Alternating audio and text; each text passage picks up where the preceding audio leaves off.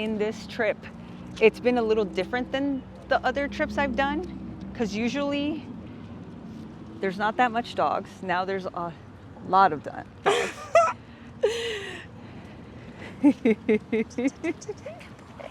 Come on. He was smooth too.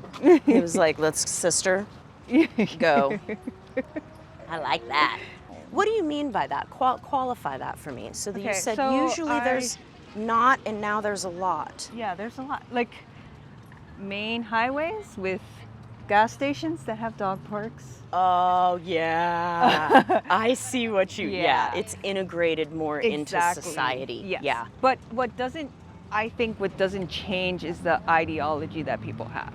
Mm-hmm. So, for example, my ideology is like, you know, he's a member of society, just like you're talking about. He does a service for me, but at the same time, I have to fulfill his needs. Yeah, like he has needs. Yeah, which some people don't understand. And so there was a tiny little dog today, and they literally took him out. He didn't walk. He never walked in the ground. And they're just like, yeah, Prince, come up here, sweetie. Yeah, there you go. And so I think kind of like, pretty sure that dog kind of wants to pee here. Yeah.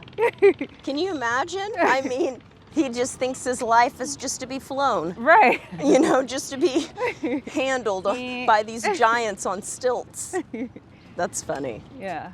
So it's interesting. I think, what do I think? I mean, my background's in architecture. Oh. So I like what you're talking about. I'm like, yeah. For me, I lived in New York. I love New York. But for a dog, it's kind of interesting. We can get into it. Yeah. We can get into this. It's very interesting. We got to put your leash on. There's a big street up there. Yeah. And that's why I'm so curious as to what would be the best place. I love that you're doing that. I'm gonna vote. Wichita's great. Tulsa's great. You have 4 seasons. They're both relatively dog friendly, especially Tulsa. Tulsa's above and beyond. They're beautiful to be outside in, especially Tulsa, because you don't have the wind that you have in Wichita. But there's a fair amount without it ever being overwhelming. We've seen dogs. Right. We've seen, and none were really super out of control. People that are walking on the river are going to be much more likely to be the people that are taking their dogs out a lot. Right. They either live in Riverside or they come here like I do by practice to, like, this is our place, like one of our places. To enjoy. Yeah, to enjoy. I mean, it's a really beautiful area. They've developed it out a lot. And I think that people are trying to show their appreciation for that. Mm-hmm. So we bring our dogs and we do stuff, and I think that's, if people are looking for a good balance, it's great to have a dog in cities like that, where there's enough space that you're not overwhelmed, and there's also access to natural space. And you're gonna have that in the places of the Midwest. You're gonna have that. Well, okay, let's talk about the cities. I gravitate to cities, but going to New York, so I took Yanko, my dog, to New York, and it was so weird. He acclimated, right? But for me, as a human, you know, and I'm like, he needs to poop in grass. I was like, there's no grass here. Yeah, I know. It's crazy to think that, like, what would it be like to be completely removed out of, like, any natural environment at all, and then to have the added stimulus or the stimuli of the city? What that does to a nervous system is not being studied by scientists. Right. That's not what's being studied.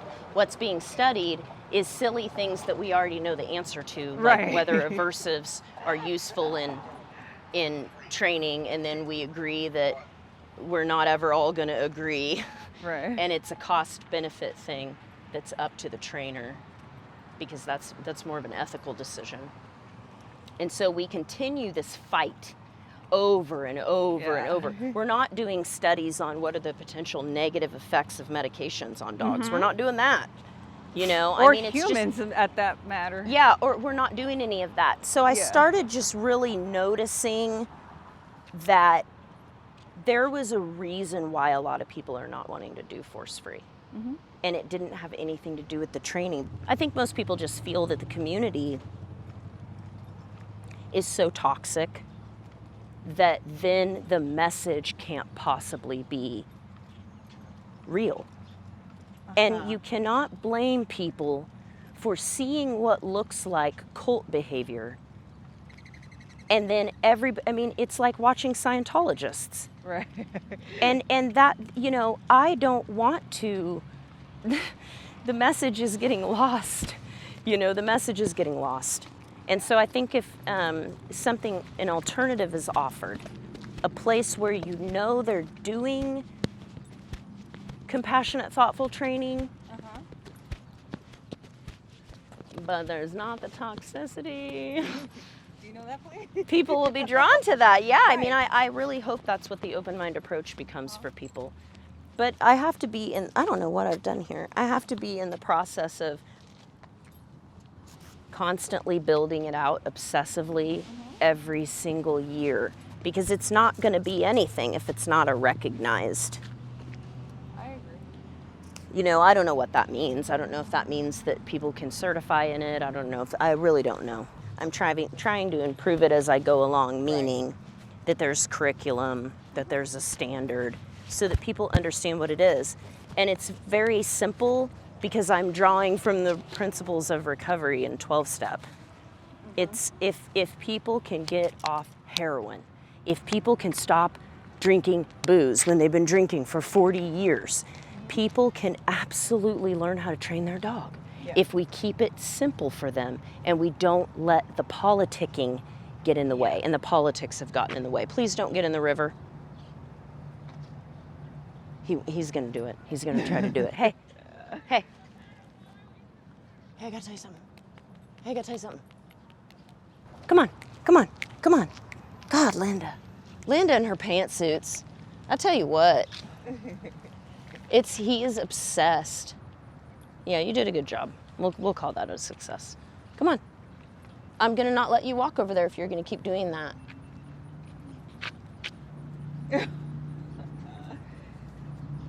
He is quite mischievous. He is. You cannot swim in that river. You'll be down there before you know it. And if I call 911 and say my dog's in the river, I'm going to get a ticket for that. And I will, and we all know it. Someone help my dog's in the river. Is this an actual emergency? So that's my great plan with the open-minded approach, is just to give people a place where they know that they're coming to learn how to train more in alignment with how they really want to behave, which is to not be constantly obsessively telling their dog no, to not be constantly obsessively correcting their dog, to know, oh, he's made a decision. Here we go. Okay. So did you see I was going to put the leash on you? That they know, like, if I'm constantly having to correct my dog and he constantly keeps going back over to see if there's beavers, you know, it's possible that I just need to probably put the leash on him right now. You know, it's possible that I just need to make a little bit better of a decision about what I'm doing, not what he's doing, because dogs are just dogging. You know, they're always just being dogs. They're not like, they don't have ill intent. They're not trying to, you know, they're just like, he just wants to catch a beaver. I can't really be mad at him. You know what I'm saying? Come on, sweetheart. Come on. I know. I bet you probably do smell one. Sweetie, come on. You're doing it. You've got it. Yeah.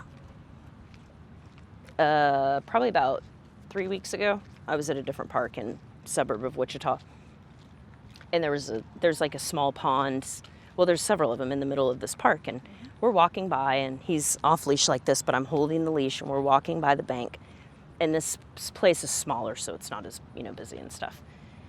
And he goes down to the bank, and he immediately is enthralled with something. And I'm like, what's going on? And I leaned down and I recorded it and I forgot to share it. There was a beaver and his eye was like right by our eyes. And he's just sitting there looking at us. And I was like, oh, I feel like we're real. This is National Geographic and we're really on the hunt. And you could see like it matters more to him than really anything else. Like it's of the most high value to him to hunt or to play with another dog. That's what's really high value to Enzo. And so I just try not to get mad at him and I just redirect him a lot because there's lots of times when it is okay for him to do it and telling him, like, I don't want to yuck his yum, you know, like, and I think that's what people don't understand about lots and lots and lots of corrections. If they're doing a lot of corrections, you're basically just nagging your dog to death about everything that they do. And we all know how that feels. It feels like shit to be micromanaged. It feels like shit to feel like you can't do the things you want to do ever, you know? So there's balance. Like, this isn't the time for him to be doing this. We've done this a bunch today, but I'm not going to get mad and I'm not going to, and that was a real change for me, to change from that philosophy of, no, leash Bob, leash Bob, leash Bob. You know, I just didn't see it at the time. And it took also a trainer, same as you. It was Denise Finzi that was like, there's no joy in your training. And I was like, what did she say? She said, there's no joy. Oh.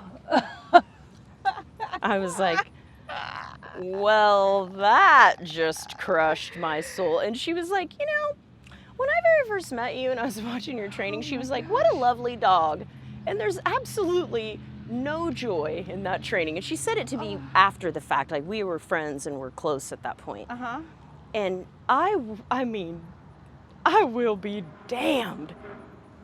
Oh my God. She got me, and that was it. Now I feel awful. I don't remember who Denise? No, I know who Denise is. Oh, no, I'm like, what do you mean? I'm like, I gotta figure out what this girl's name is.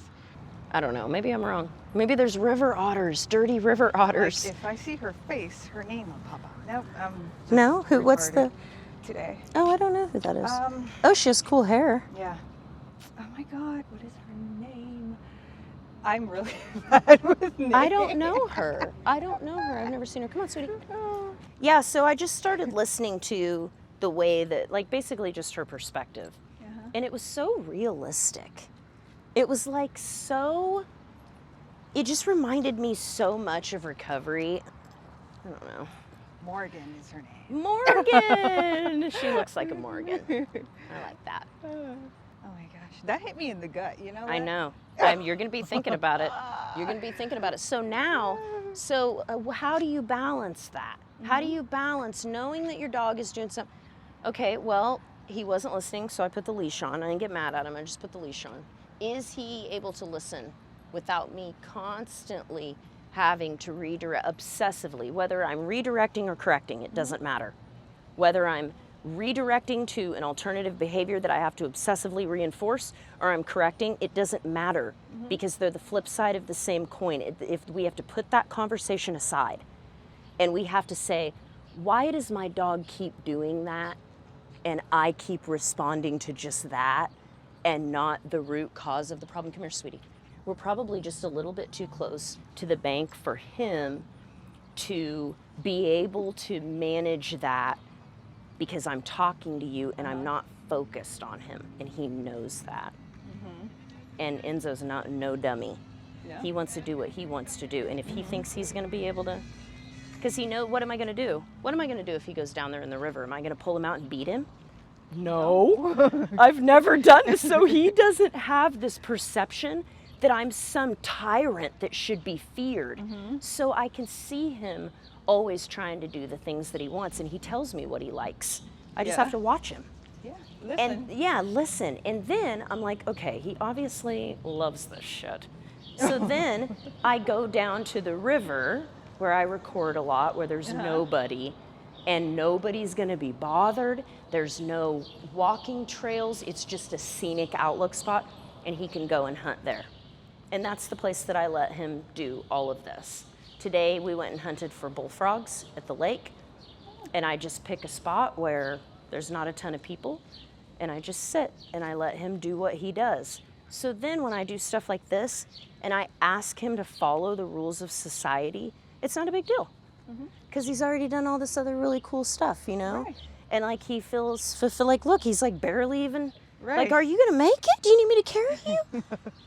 You know, he's great. And then sometimes I'll add in stuff like, I know this bothers him. This dock, like the feeling of it, not bothers him, but like it's weird to him. Right. And so I'll add in stuff like this. Oh, he didn't do it. This one's not as bad. That one moves and he's always like, good boy. Like, Yeah, think but about that piques interest or it's curiosity. Yeah, and- it's different. It's like breaks up the monotony of us Yeah. just walking. It also breaks up that loop that he was having in his brain about the shore. Well, but a lot of it is human psychology. Yeah. Like, how do you get out of the funk that you're in? You do something out of the ordinary. Yeah. You know, that usually works for people. That's right. And so- that's right. You know, when you said over there, you know, that it's just observing. You know, we're on this side, we're like, duh. Yeah. But some people don't see that, you know? Yeah, it's hard for people to look from the eyes of another. Yeah. It really, really is. And if you don't have a lot of practice doing it, it seems really, I'm not sure the right word for that. It seems, it doesn't hold the weight that it does when you start realizing that the more perspectives you gain, the actual more wisdom you'll have. Yeah. You don't know that. And so you're trying to look at everything from your eyes and not realizing that that kind of is a zero-sum game, where then everything has to bend to your will, even your dog, Yeah. which is weird because they can't leave. They can't be like, I don't like the way that you're treating me and I don't want to be in this relationship anymore, so I'm going to It's move like out. held in captivity. Yeah, Kim Brophy talks about it a lot. Yeah. And I encourage everyone to check that out because I've been saying that for a long time, but she says it like eloquently and she Right. you know, she has like developed like ideas Language, and yeah. language around all of this, and it's just something that I just knew. And so the work resonated with me when I came across it because I knew that in my heart because I've been working with animals for 25 years. Right. And so I know a captive when I see one. Just because, like listen to this. This is what I always think of. When people are like, yeah, but we treat him so good. I get that same feeling that people, that I get when white people say to me, yeah, but Jefferson was nice to his slaves.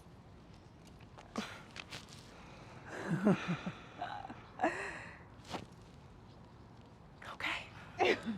Like, it's okay for us to admit that this is where we are as a world, that we keep animals as pets.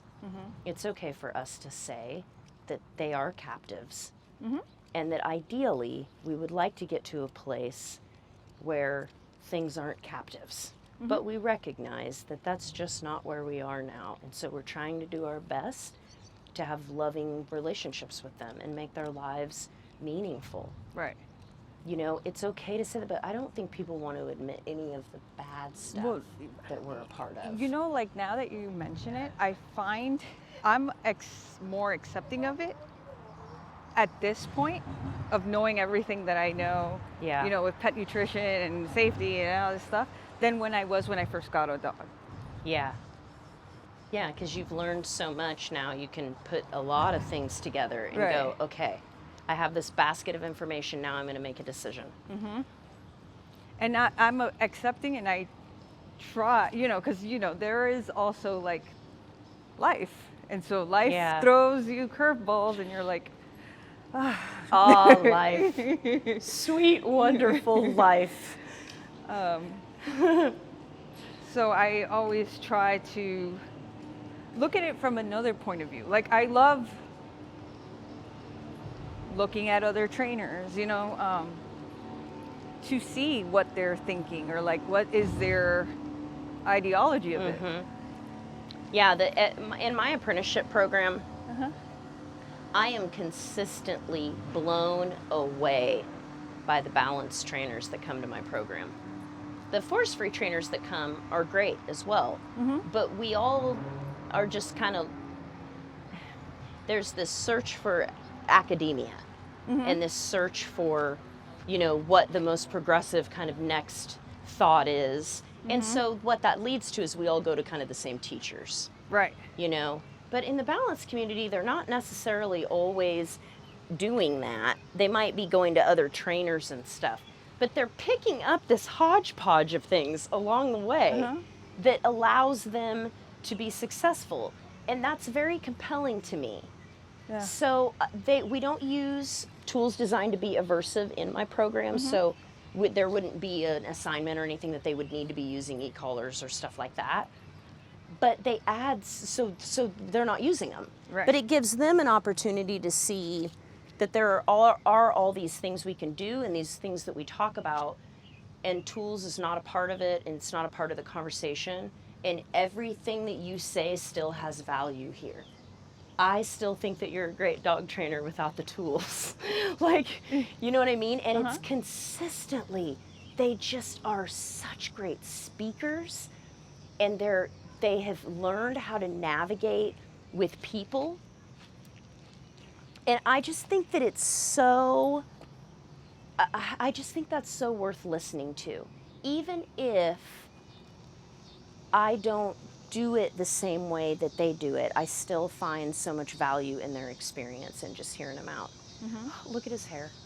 Oh my God, he has a little floof. I didn't see that the first time. That was the dog that we passed over there, and I did not see that he had a curly little Tennessee top hat. That was adorable. See, like, looking at that and looking at that guy and being like, oh God, he had a prong on his dog. I saw a guy that was out on a beautiful night in a beautiful sky, as Kansas always delivers. And he's out with his spaniel that I would really appreciate him continuing to take outside. And he was going along, and that's their life. And for them, that works. And it's not for me to be like, well, you know, That's hurting him. pull him aside. A, that's hurting him. B, that's not the person that's a danger to society. This agree. whole thing of linking aversive methods with dangers to public safety is a tale as old as time in certain institutions. And what the real deal is that people that are not taking the time to build relationships with their dogs and do things with them, that's kind of the dangerous thing here. I agree. You know, and just because like that person is not a public safety risk, neither is that dog. Right. You know, it's the person that is not doing anything at all, or is doing something that's really truly traumatizing to the dog. And most of the time those people are going to do those things behind closed doors. They're not going to do them out and they're also not going to be listening to Instagram videos. Right. You know what I mean? Yeah. Like, who are we really talking to when we say those things? For me, it's the same. It's me, just in Yeah. other Yeah. like. Yeah, I think that's the idea, is that Right. if we talk to ourselves in what we maybe used to do, or we, you know, instead of talking to a person that we perceive to be doing something wrong, I think that we would be it would go a little better. Like what we would say, come on, buddy. What we would say would not be so, like, hateful, maybe. When I was little, oh, that's a baby.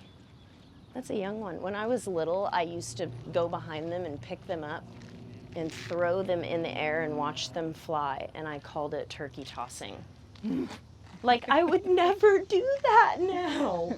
You know what I mean? Right. Because it's mean, but when you're young, Right. you don't know. Exactly. Until someone It's comes along. innocent. Yeah. it's Oh, we're not going to do nothing. Until I know, it's like, that lady just chased my baby. Those three right there, all babies. Yeah, but that reminds me of dog parents. You just do stuff, and you don't know. Like remember when? And I'm sure people still do it. Rubbing dogs' noses in their pee and poop. I mean, if you really just even break it down in simple sentences, it doesn't make any sense. But that's what. And then it goes back to that thing of like, back in the day, we used to train this way, you know? That's right. And that's how people thought it was okay. So were those people bad? Were those people? No, it's that they just. I mean, there's always going to be bad apples in the bunch. Right. There's always going to be people that are being truly abusive and things like that. But the majority of people, they do really love their dogs. Correct. And they probably aren't aware of how to fulfill the needs of another. They probably don't have their needs fulfilled. That is a good point. I mean, how do you give from an empty cup? So I think if we come at it more of an angle of sharing our own personal stories about what we've learned and how we changed, then all the self-righteousness leaves the conversation. Yeah. Because then it's like, you better be talking about you or you better not be talking.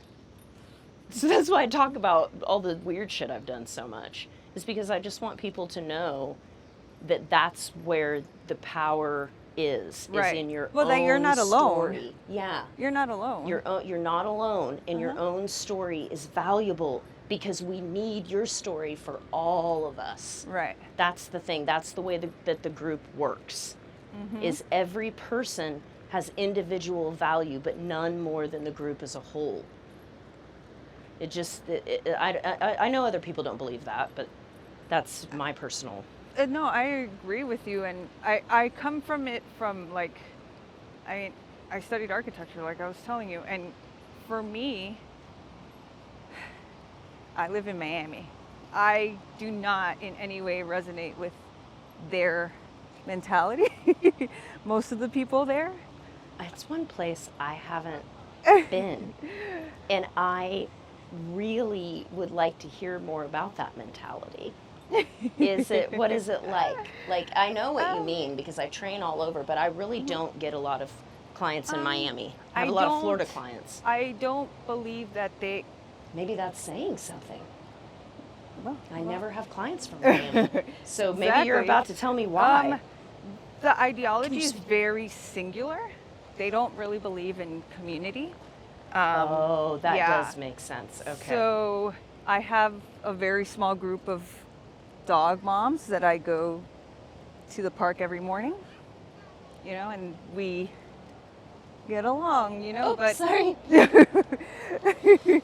You got to yell at me. Yeah.